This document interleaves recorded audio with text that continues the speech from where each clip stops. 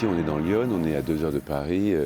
Il y a des monuments extraordinaires, il y a un patrimoine historique phénoménal. Ici, par exemple, il y a un hôtel-Dieu qui date du XIIIe siècle, qui est absolument extraordinaire. Il y a plein d'hôtels particuliers, il y a des églises. En fait, c'est une région dont il faut faire un peu la promotion parce que Lyon, c'est un département étrangement qu'on traverse. Il y a très peu de nuitées, en fait, passées dans les hôtels. Parce que les gens se rendent plus au sud, ils vont soit dans le Midi, soit au sud Bourgogne.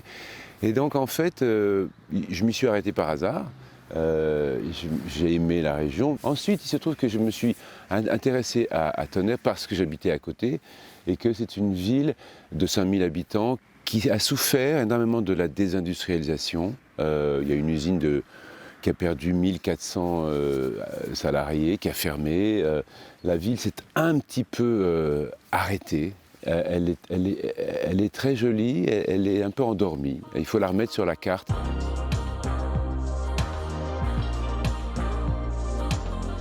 Si Tonnerre était desservie par le TGV, ça changerait absolument, non seulement la vie de la ville, mais la vie de la région.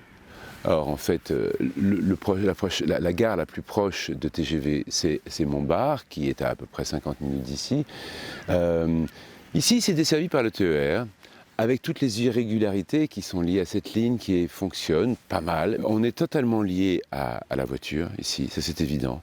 C'est pas complètement enclavé, mais c'est quand même assez isolé. Les gens dépendent totalement de leur voiture. Alors il y a un système instauré par la ville de taxis. Quand on est dans un village, on peut bénéficier à très bon marché de taxis qui font des allers-retours entre les villages et la gare. En ce qui me concerne, je suis assez indépendant parce que je me sers de ma voiture avec mauvaise conscience, mais j'essaie de venir le plus souvent en train quand même.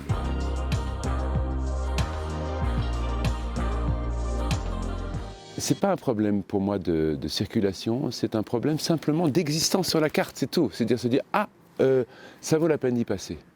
Il y a des choses à voir. Ce qu'il faut, c'est créer une synergie entre ce que la ville a à proposer, certaines activités de type divertissement, festival de musique et autres, les lieux touristiques, voilà. Tout est bon, je crois, pour essayer de faire venir les gens dans la ville, créer des rencontres. Moi, j'aime bien demander à mes camarades qui ont un profil incroyable international au niveau de la musique, de venir.